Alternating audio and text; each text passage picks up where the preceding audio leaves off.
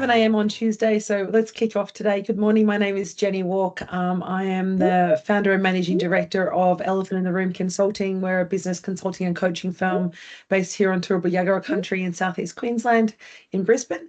And it's my absolute pleasure to be here with you today to present these cultural capability webinars in partnership with Department of Employment, Small Business and Training in the Queensland Government. This is the workshop today, or the webinar today will go for around 45 minutes. There'll be a Q&A at the end. But before we start, I know we'll be having people join us in the first couple of minutes of the session. We'll just go through some housekeeping to start, though. So before we start, obviously, I'd like to do acknowledgement of country. I'm a very proud Bundjalung woman from Northern Rivers, New South Wales. My family are from Cabbage Tree Island, and I live and work here on Turrbal country in Carindale, southeast Queensland. I've been here for about 7 years, and it's a great privilege to be able to work and play on this country. I would like to pay my respects to the elders of the community that I'm on the country that I'm on, my own elders, and also to acknowledge any Aboriginal and Torres Strait Islander people joining us today for the call. And I pay my respects to your elders and your communities and cultures, and also to the background and histories of all the people joining us today. It's a great pleasure to be here with you. As I said, we'll just start with a little bit of housekeeping. The workshop will run, or the webinar will run for around 45 minutes this morning, and they'll be followed by some Q&A. If you're not familiar with Teams, you'll be able to ask questions during the session using the Q&A function, and you'll see that at the top of your screen. I've got a screenshot there, a little snippet on the slide there where you'll see the Q&A function. So if you click on the Q&A function, that will allow you to provide any questions or ask any questions throughout the session. We're going to hold those questions until the end. So when we finish the presentation, which, as I mentioned, will be around 45 minutes or so, we'll have time at the end for questions and answers, where we'll have our moderator from Queensland Government who'll be sharing those questions with me, and then we can answer them on spec. So hopefully we'll be able to get to all your questions at the end. If we do miss any of your questions because we run out of time, we will be providing some additional resources on the resource page where the Cultural Capability Toolkit is, that will allow you to actually go back and see the responses to those questions. So we will be answering the questions throughout. Before we start, I just want to remind everyone that this is the first in a series of 3 webinars that is designed to enhance First Nations cultural capability for small businesses across Queensland. Today, we're exploring practical ways to engage with First Nations peoples, create culturally safe workplaces, and build respectful and lasting relationships. And as I said, this is the first of 3 sessions, and we'll have the QR code at the end of the session if you do want to register for the next workshop on the 8th of October. So the objectives of the toolkit really are around to provide an understanding of the value of cultural diversity and how First Nations perspective can really help and enrich your workplace, whether you're a small business, a large corporate, a government agency, or a statutory corporation. The toolkit is really designed to be a practical guide for you. It helps provide advice on communication strategies and way to engage respectfully with your First Nations employees and the broader community, provides practical tips for engaging with First Nations peoples, and it explores a lot of actionable steps that you can take to start fostering a culturally inclusive workplace. Before we start, I do want to acknowledge that all the businesses here today are on their own journey. And while some of you may be at the beginning just starting to explore what engaging with First Nations employees might look like, many of the people who are on the call today have First Nations employees and already on their path to building culturally safe spaces. So the idea of the toolkit is really to provide a place or a opportunity for you to continue to build your knowledge and understanding, and provide some access to resources that will allow you to meet you where you're at on that journey. So the toolkit is very comprehensive. It's been developed online to provide it interactive, and you can jump in and out of it in the areas that you need.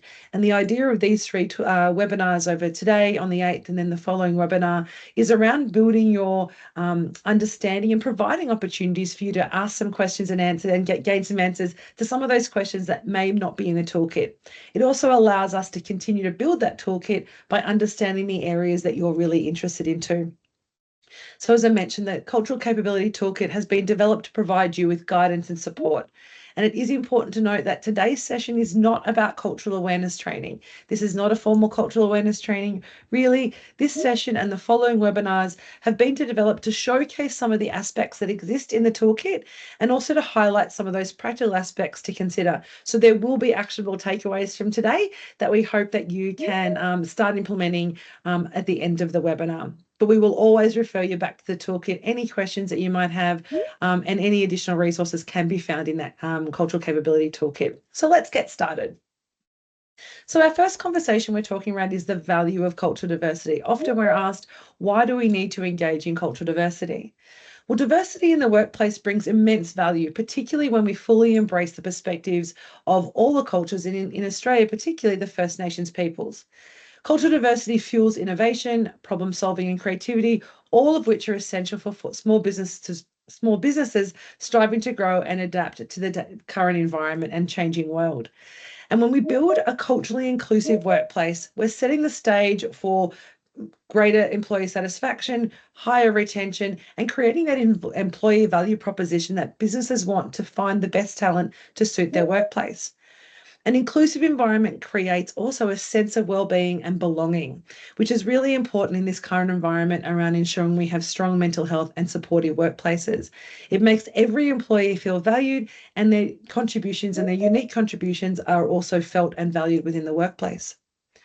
Australian First Nations cultures are recognised as the oldest continuous cultures in the world, and our cultural identity are deeply connected to land, community, and knowledge.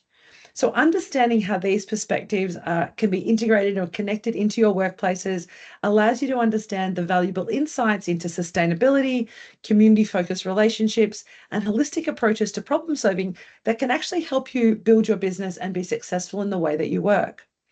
These aspects are also becoming increasingly important in the current environment, with an important shift to sustainability and environmental management. First Nations peoples bring a unique way of seeing the world, including a deep understanding of relationships, not just between people, but also in the environment and the broader community. And this focus of the collective over the individual can shift how our teams operate and also how we engage with our employees and our customers. For small businesses looking to focus on cultural diversity, and it provides an opportunity for innovation, as I mentioned, but new ways of working and engaging your workplace as a community rather than as a set of individuals. The contributions of First Nations knowledge systems, in particular around those environmental health and management systems, do offer innovative ways to solve some of the problems that we've seen in small businesses over time. And embracing this idea of First Nations thinking, which is addressed and talked about in the toolkit, allows you to, your organisation, through building your own cultural awareness, to build resilience and change the thinking of your organisation. We see many studies that show that diverse organisations outperform homogenous ones when it comes to innovation and business performance. And we definitely know that a diversity of thought informed by different cultural ideas and experiences lead to a broader range of ideas and creative solutions. And that's really important if you're looking to, from a marketing perspective or a business development perspective, when you're all looking to reach and engage customers in the community. First Nations employees, when employed in these purposes, but also being part of your community, contribute to the way you work by offering fresh perspectives in leadership, in decision-making, in marketing, and of course, in problem solving. And so when businesses are looking for new ways to respond to market forces, these perspectives provide that fresh lens. I mentioned also some research around providing diverse teams outperforming from a performance perspective, but culturally inclusive workplace also have higher reported employee satisfaction. And a culturally inclusive environment ensures that everybody feels valued, heard, and respected. So when First Nations employees within your organisations are attracted to your organisation and then form part of that culture, their contribution being recognised, they feel more satisfied, more energised, and are likely to actually increase the discretionary effort provided in the workplace. And this often leads to higher retention. When we can embrace cultural diversity as part of the way we work as small businesses, the positive impact can be a ripple effect across the organisation, from a mental and emotional well-being, support of psychological safety, but also in creating a culture of well-being and a culture of inclusivity. And the little call out box that you see on the screen here talks to, and I guess the key takeaway for you is that cultural diversity does enhance team cohesion, whether that's First Nations cultural diversity or a broader view of cultural diversity. Embracing that allows employees to be able to share and want to share their ideas more openly with the workplace, and that creates better outcomes for your business. So when we look at valuing cultural diversity more broadly, we want to actually understand First Nations perspectives within the business. And so when we start to explore how it can actually enrich your business, we start to see, we draw on and go back to our connection to country. As First Nations people, country isn't just the place we're on. It's not just land. It's far more than that. It's fundamentally connected to identity, our spirituality or connection to our ancestors, and of course, our community. And this connection influences how First Nations people can make decisions, how they relate to each other in the world, and it's something that's deeply rooted in our everyday life. And so sometimes that is not openly or overtly seen within the workplace, but understanding that as business owners and business leaders allows you to maximize the engagement of your workforce. In a business context, understanding that connection to country is absolutely critical, especially when engaging First Nations employees from an attraction and retention, or more broadly, engaging with First Nations communities. First Nations people who are staying connected with their country or fulfilling cultural obligations, for example, can be central to our well-being, particularly those who've grown up with a very cultural background and have strong cultural obligations. Understanding that about how they present and how they work with you is really important to maximizing the engagement of your First Nations employees. When you as a business recognize and respect this connection to country and community, it allows you to demonstrate and encourage your organization to demonstrate cultural sensitivity, which will help you build stronger relationships and improve that long-term retention and well-being. As an example for this, providing cultural leave for employees who do need to return to country for cultural obligations or for important ceremonies such as Sorry Business shows that you're taking this connection seriously. And that opportunity to provide cultural leave doesn't just have to be for large businesses. It may be providing flexibility in the way that you work to facilitate the opportunity for your staff to return to country. For those who may not have dived into the toolkit and seen our reference areas, sorry business is a term that's used by many First Nations communities that refers to that mourning and grief practices after the death of a loved one or connection in the community. And it's a really important cultural practice that you need to be aware of, as it can last days or weeks or even months in some communities, depending on the location, the community's connection to their cultural practices, or the role of the individual who's passed away, or in fact, your employee. During this sorry business, individuals may need to take leave from work, and that may be extended. So understanding how that may impact your organization and how you can support that demonstrates your sensitivity to those cultural practices, but also it allows you to demonstrate respect and encourage that communication across your organization. So that might be time and space, or even recognition about the way people respond during those mourning practices. One of the major cultural differences we see between Western and First Nations cultures is that emphasis on the collective rather than the individual. And that's reflected in things like the cultural practices that I've just mentioned. In many First Nations communities, decisions are made with the idea of the well-being of the whole community, not just the individual. And this is often grounded in kinship arrangements, social responsibility. So really, in other words, their family and community will often come first over their employment. Now, that's not to say that they don't value working in your organizations, but it's a recognition that many First Nations people come with this need to balance both family and community obligations with their obligations of being a committed and motivated worker. So understanding and grounding that this principle is around the actions of one person reflecting on the entire group is very similar to the way that you talk about your teamwork. So recognizing the connection between First Nations peoples and their connection and requirement to manage cultural obligations, and the way that you want your team to come together and support each other can be aligned in the way that you work. One of the other key aspects that we want to consider when we're looking at First Nations perspective in business is looking at the power of storytelling as a communication tool.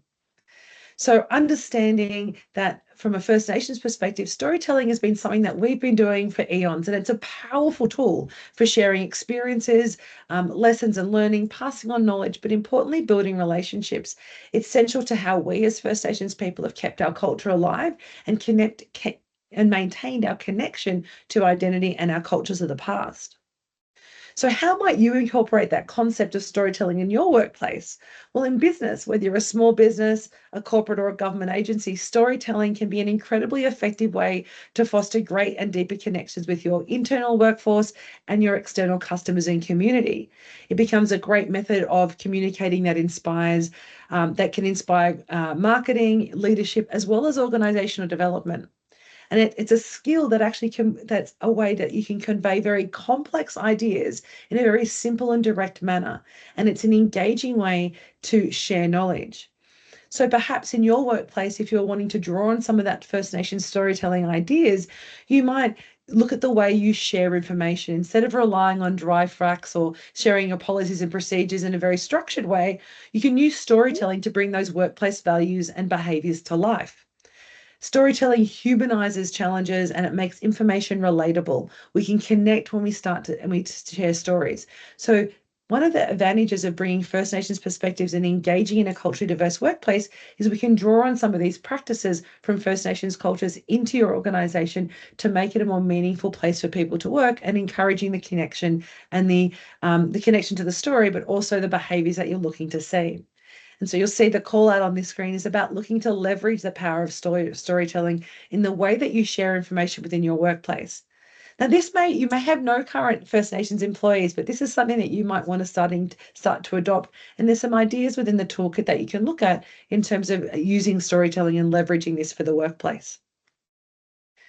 This leads on to our next piece, which is around creating effective communication strategies. So effective communication is absolutely essential when engaging all employees, but particularly when you're looking at First Nations people within your workplace, if you haven't had First Nations employees in your workplace before. And for First Nations peoples broadly, we begin our engagement with active listening. We recognize that the way people communicate are different based on their cultures and their experiences and their background. And for First Nations people across Australia, there's a range of communication styles that are related to their background and their specific cultures. And as I mentioned, there's an emphasis on storytelling, but there's also an emphasis on nonverbal cues. And it's important to recognize and respect these methods of expression within your workplace. Rather than jumping in with assumptions or talking over someone, which is a kind of natural habit that we do, we like to fill that void. It's important to take time to listen, to really listen and understand the message that's being shared or the response to a question that we may have asked, and not want to rush in to respond. Allowing people to share their thoughts fully and provide space for that reflection is critical when engaging First Nations people, particularly if you've got a workplace where you haven't had that open communication before. In many First Nations cultures, silence is actually a really important part of communication. And it's not something that we're often used to, and it can feel a little bit uncomfortable. But becoming comfortable in that uncomfortability, if you like, provides an opportunity for you to show thoughtfulness and respect to the way the other individual wants to communicate.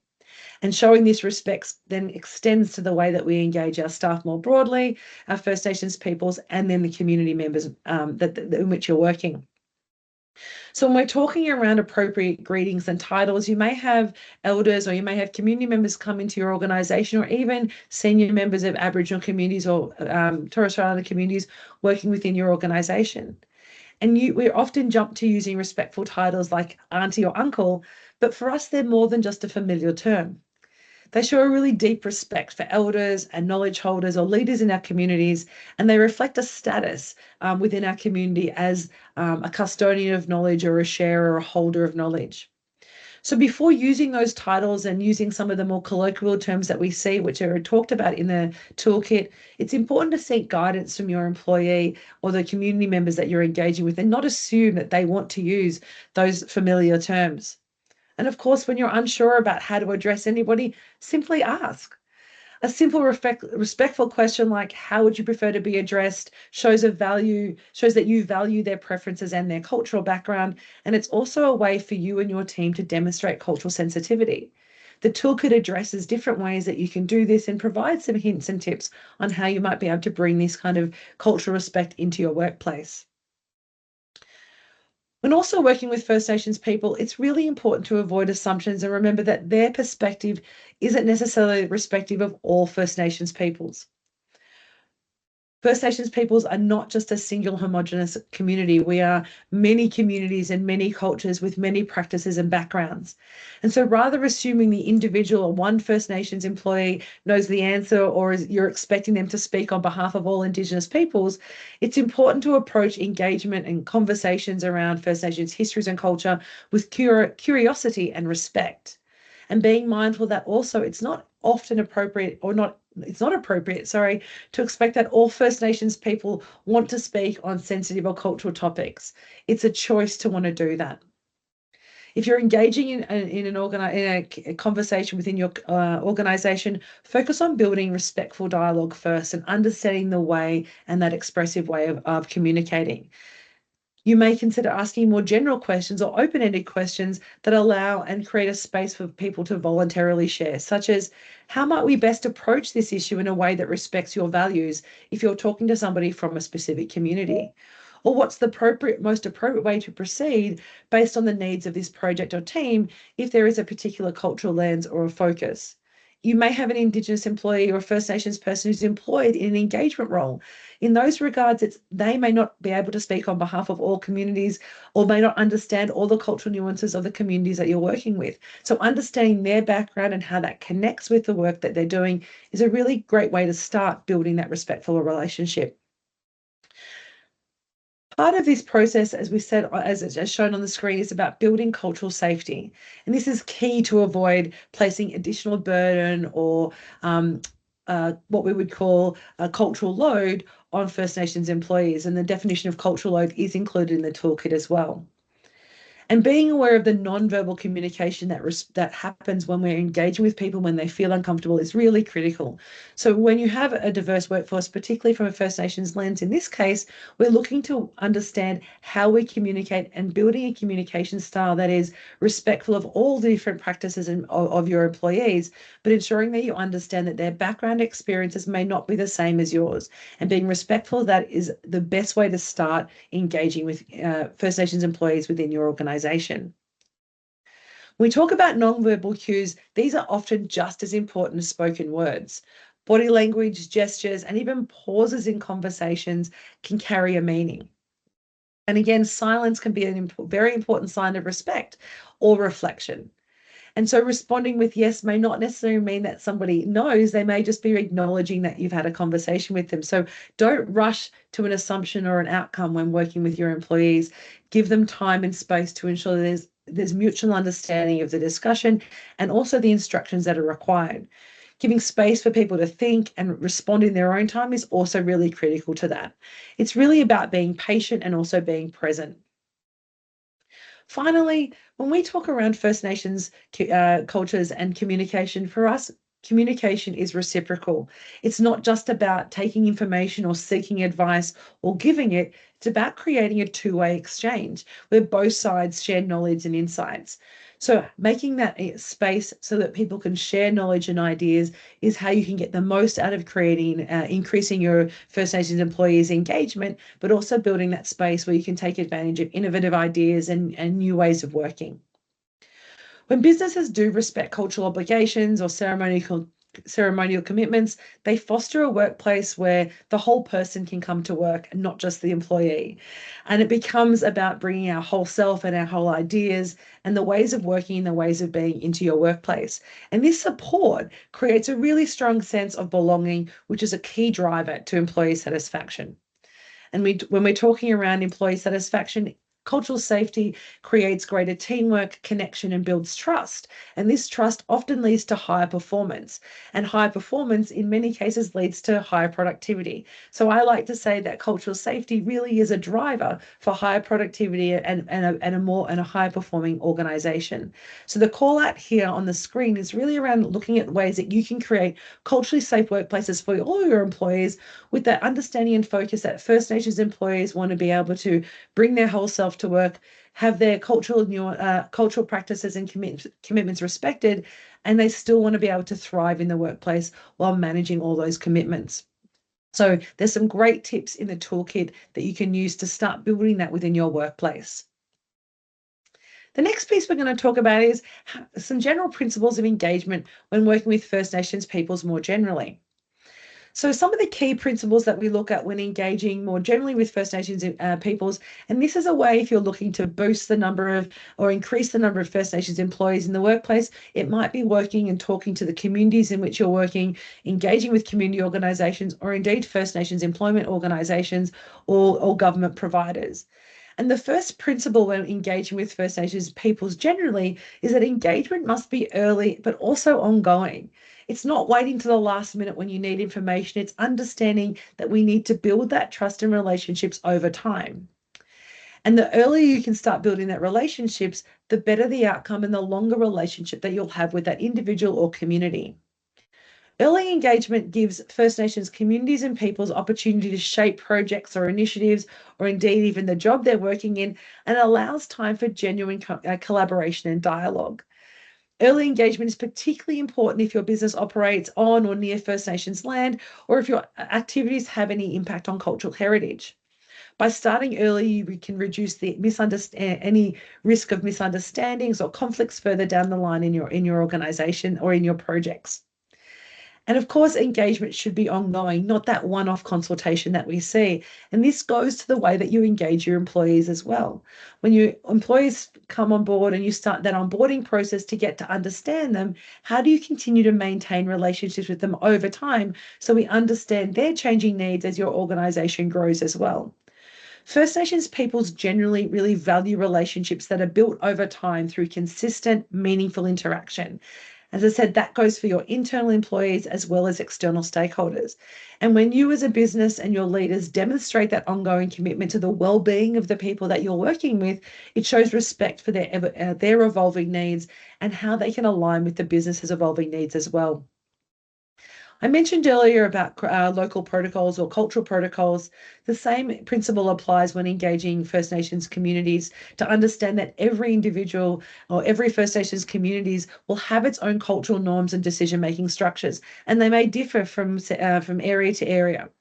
And these are a critical element of the engagement process. So very early on, understanding what that decision-making process looks like, what the communication styles, and what some of those cultural norms are really important to building long-lasting relationships with First Nations communities. And again, the toolkit has some great tips around how to build cultural sensitivity, looking at cultural awareness training, and ways that you can start to build your understanding of the cultural nuances of First Nations peoples. It is important to know also when you're engaging is who speaks for the land.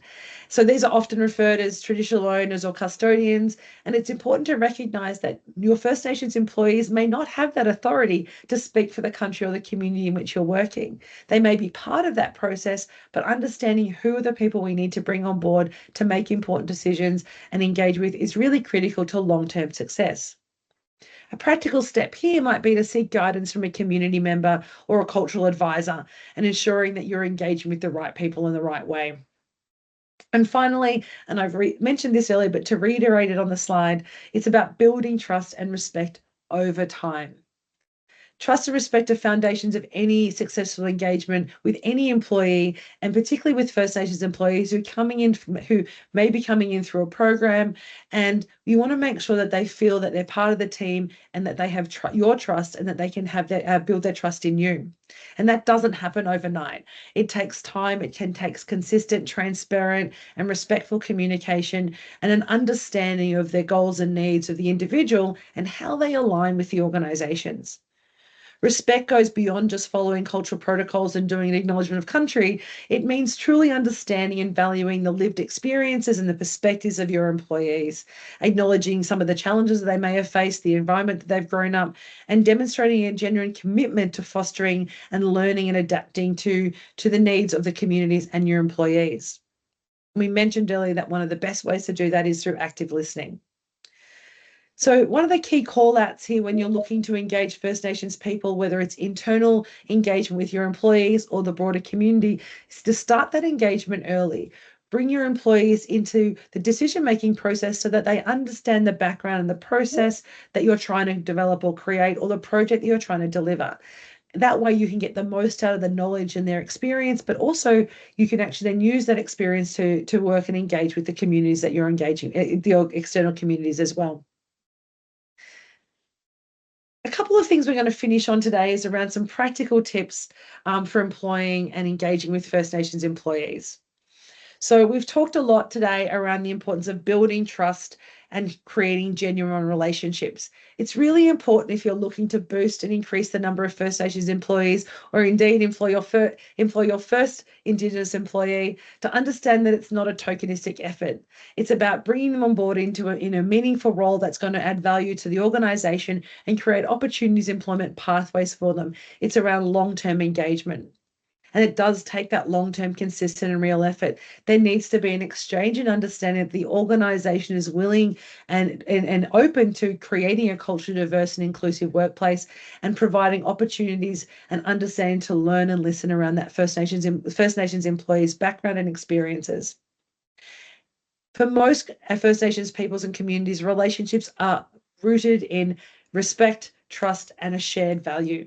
They want to understand that the organization that they're working for has an alignment of the way they work and their cultural values, or their values in general. When we take the time to understand the background and perhaps cultural responsibilities of our staff or our team, we can create a work environment where First Nations employees and all your employees feel heard, feel seen, and importantly, feel valued. And I mentioned earlier, in doing so, you create greater connection, a holistic workplace, but also we see greater discretionary effort for people who feel valued and have psychologically or cultural safety within the workplace. So it's more about than just checking in during those formal reviews. It's providing regular conversations along the way and getting to know the team members, asking how they're doing, if there's any challenges they're facing, and how you can support your employees and your First Nations employees is what makes the difference. And this might take time to develop. Trust is something that is earned. It's not just given straight up. So you need to take time and recognize that for some people, this may take time, and others, you may get the trust straight away. So understanding and connecting and communicating with your employees in a culturally sensitive way is really important. When we talked about inclusive workplaces earlier, we mentioned it was a space where everybody from all backgrounds feels that they belong. And an inclusive workplace is one where employees feel valued for their unique contributions and experiences and perspectives, and they're given equal opportunities to grow and succeed. And this includes First Nations in peoples and employees from other diverse cultural backgrounds also. Every culture has an opportunity to bring its unique perspective and experiences to the business. And when the business does embrace this as part of the way it works and embraces this diversity, we see greater innovation, greater creativity, greater collaboration, and greater team harmony. And this is about what we talked about earlier about culturally safe spaces. One of the best ways that we can do that is about understanding the background of the culture. And you'll see on the screen, we've got a couple of very simple ways of doing that. Offering flexibility during cultural events, which I mentioned earlier, understanding when there's a cultural activity or cultural leave may be required. Now, that may not be sorrow business. It may be a community activity that requires the attendance of all members of the community. It might be elders meetings, it might be board meetings from community organisations. Understanding the individual's engagement with their community and being flexible around how you might offer cultural leave, or allowing for adjusted work hours, or even remote work when there's cultural events require travel, demonstrates your understanding and flexibility around building a workplace that values and respects that cultural diversity, and it's celebrated, not just tolerated. By incorporating policies that acknowledge the importance of these obligations, businesses show that they understand that holistic needs of their employees. And when employees do feel supported, as I mentioned, they're more likely to feel engaged and more motivated at work. And that boosts that employee value proposition that we talked about earlier in the session. It's about creating an environment where everybody feels comfortable to share their experiences and their perspectives, and they show up valuing and being respected for and respected about their First Nations experiences.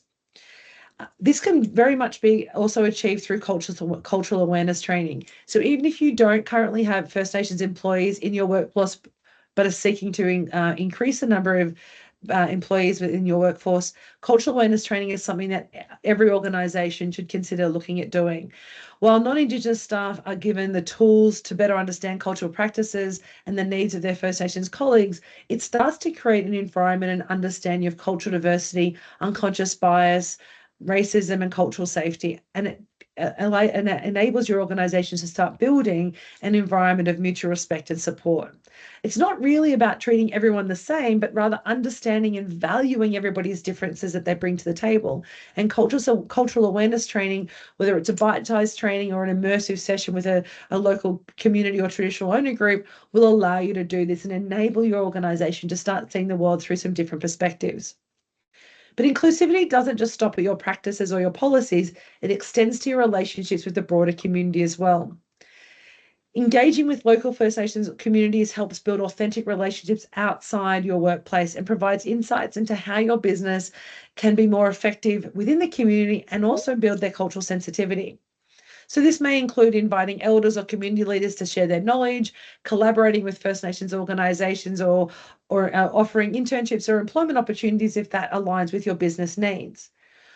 But cultural safety and cultural sensitivity and cultural awareness is the way that you work. It's the all-encompassing aspects of the business. It's not just that token aspect of the acknowledgement of country or that one session that you have with an elder. It's how you work as a whole. So bringing these practices and ideas into your workplace creates a safe place for all your employees to show up, to be able to express their ideas, to be innovative and be respected in their workplace.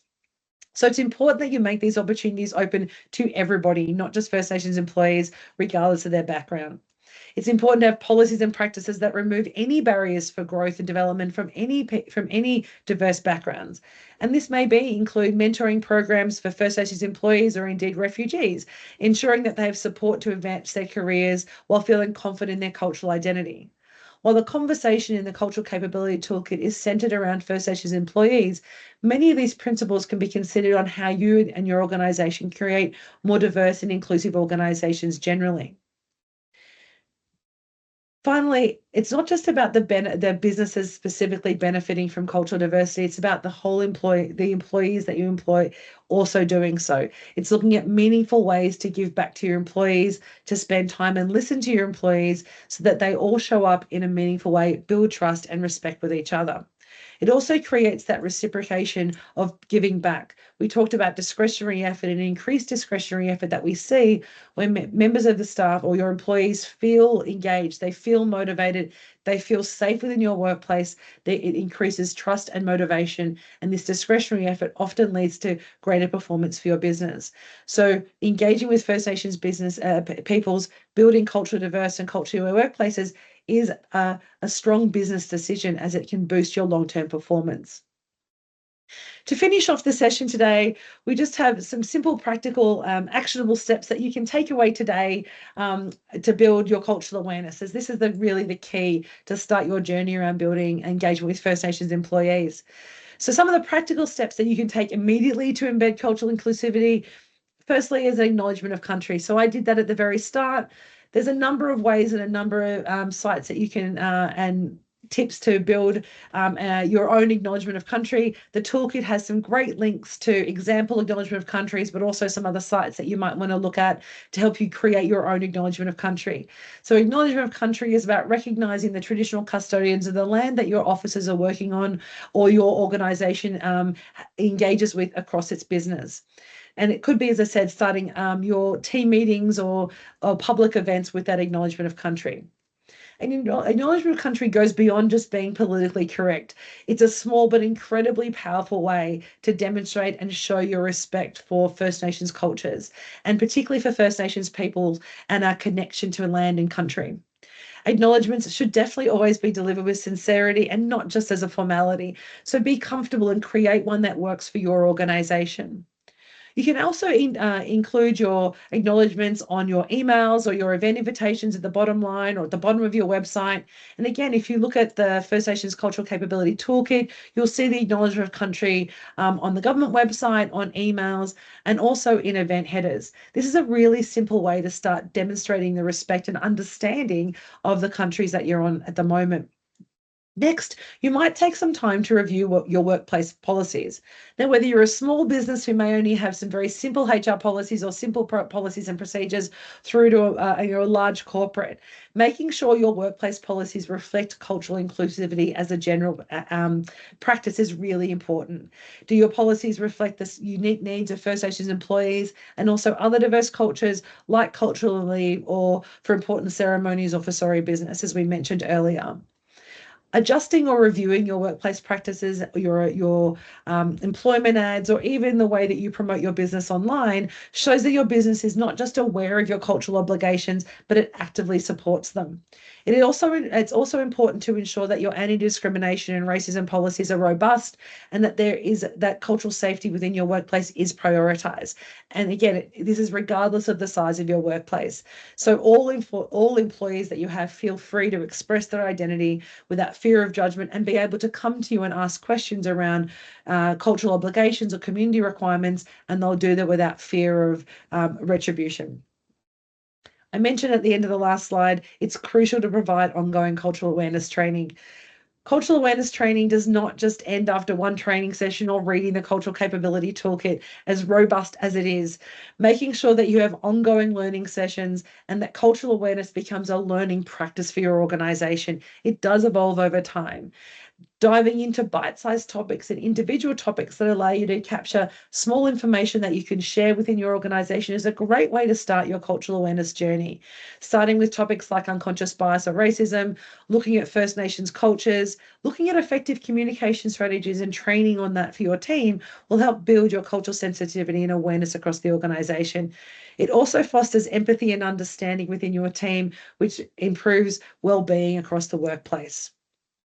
Finally, if your organisation does do external engagement and projects within the community, consider ways or opportunities to co-design processes or practices with First Nations communities. This may be as simple as engaging a First Nations artist to do a mural for your organisation or a piece of artwork, or it might be working on a major environmental project or construction project or a community outreach project. Any activity where you're dealing with the community, there's an opportunity to start engaging with First Nations communities and peoples to help build your understanding of the community in which you're working, but also help build that culturally safe space for your employees and build an inclusive and supported environment. So today's session has really just gone through some of the key aspects that the Cultural Capability Toolkit highlights around working with and engaging with First Nations peoples. So we're going to finish the formal part of the session today. That right on time, and we've got some time for Q&A. So I hope you found the insights that we've shared today valuable and some of those practical takeaways that you can do for your business. We'd really like to now open the floor for any Q&A, any question and answer we have. Kenneth. Thank you, Jenny, and thank you for that. That was actually really good. So thank you so much for giving your time to present today. We just got a couple of questions. I wanted to apologise to some people who actually posted these quite early in the piece. So just wanted to sort of acknowledge that. And one of the attendees asks about whether or not the slides will be available post session. I'll actually answer this question myself. There will be some resources that will be included post event after this session, and you will be able to access them post session, as well as the session recording as well. So that's obviously that's good news, and we will certainly send that out. The other question I had was, and I think you partly covered this, Jenny, so I'm hoping that you might have things to add. If you don't, that's totally fine as well. But because I think you did cover it off, but I just thought I'd ask it anyway. What are some tips for recruitment of First Nations peoples, and should we change from the panel interview to engage with them in a more valuable way? It's such a great question, Ken. Thanks for asking that, and thank you to whoever put that in the Q&A. Firstly, I'd like to say that I've spent a lot of time working in HR as one of my backgrounds before starting my company. We find that panel interviews don't work for the majority of people in terms of allowing people to show up their best. When you have a panel interview, it feels a little bit kind of structured, and I feel like I'm under pressure and under fire. So we would firstly say, looking at the way you employ all your staff is is well worth doing. And panel interviews don't often get the best out of your potential employees anyway. When it comes to First Nations employees, we do often see this because there's an opportunity or a requirement for a lot of First Nations people who want to reflect and take some time. And that idea of having 4 or 5 people sort of staring at them, talking at them in that very directive way doesn't align with their kind of their ways of being and the way they show up. And that's not all First Nations people, but many First Nations employees find that incredibly confronting. So what we would say is, when you're looking at recruiting First Nations employees, you want to understand what role or level you're recruiting them for, and make sure that your recruitment process or your selection process is aligned with the job that you're looking to employ them for. If you want someone who's going to be a retail assistant or somebody who's going to be engaging your staff on the floor, then a panel interview isn't going to get that, isn't going to show them up in the best way. Having a conversation or creating group discussions is a really great way to see how people engage in that kind of day-to-day discussion and conversation. If that's important for the role, then that's the best way that we would do that. So I think the broader question by saying, the short answer is yes, I would certainly have a look at your recruitment process and your selection processes to make sure, firstly, that they're fit for purpose for the job and the level that you're looking for.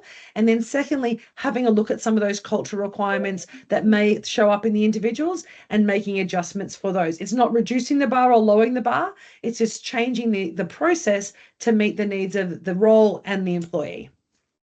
Oh, excellent, excellent. Okay, thank you so much. That's a great answer.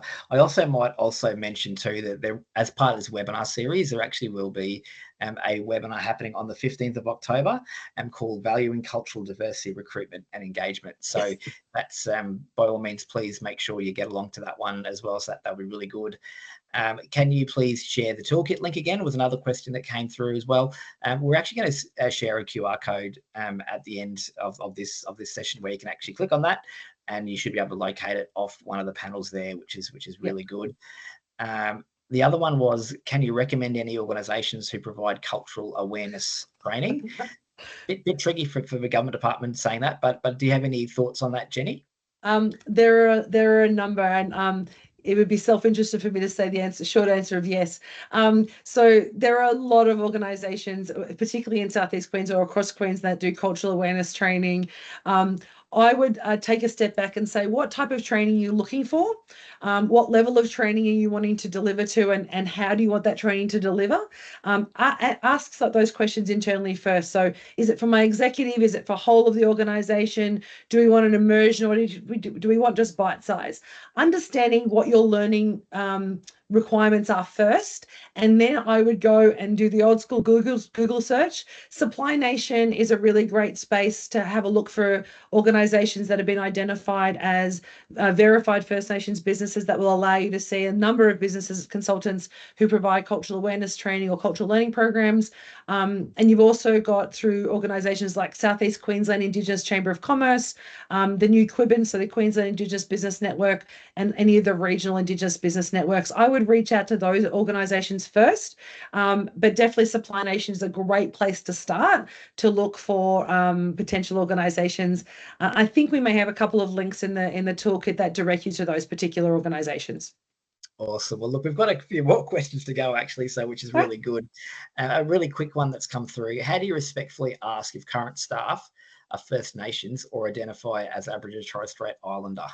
It's a question I got asked yesterday, actually, Ken. So the first thing is it's important to recognise that you need to. It's not appropriate to directly ask somebody if they're Aboriginal Torres Strait Islander sort of out of the blue. There sort of often needs to be a purpose for the discussion. What I often say to organisations who are looking to really capture and understand the number of First Nations employees is to do an annual survey with all your organisation to ask them to update their personal details. So you can actually create or have in your system a checkbox or a question that says, what is your heritage or your cultural background? It's a great way to capture the cultural diversity of your whole organisation, in fact. So asking what their cultural background is and asking them to specify that allows you then to note that in your HR system or whatever that system looks like, even if it's on an old Excel spreadsheet. And that way people can do it in a voluntary capacity and they don't feel obliged to have to publicly use that information. if you are asking that question, it's important to let people know why you want that information. Is it, if it's because you're looking to create a program for First Nations employees, then tell people up front that that's the reason. So it's about creating a communication strategy and doing it in a respectful way. But I would always say to organizations, if you are wanting to understand the number of First Nations employees, do that on a global scale. Ask people to do a checkbox and self-identify, and you may do that with an annual update. My organization does it. What's your email address? Has your address changed? All those contact information. That's a really great way to start building that database for internal use. Oh, thank you so much.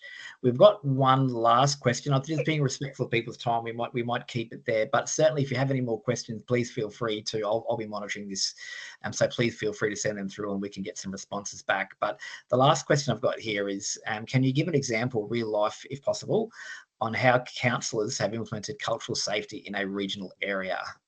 How councils, okay, really Councillors, great yeah. question. Yeah. There are a number of Queensland-based councils who are actually embarking on Indigenous engagement strategies or reconciliation action plans, and they're using those tools as a vehicle for basically creating the organisation, I guess, the space in the organisation for cultural safety, for workplace practices, for community engagement, also employment.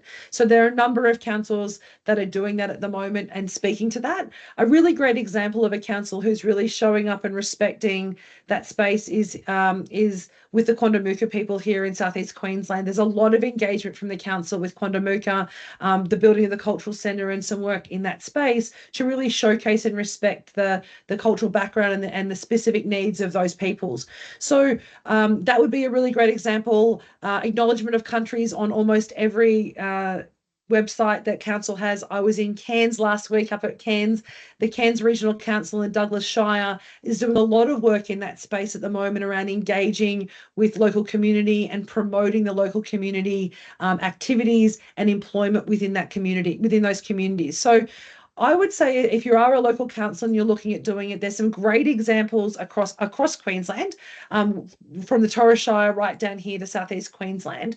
And it's about saying, what level of engagement do you want? Is it about just acknowledging the land and providing a little bit of history to the peoples?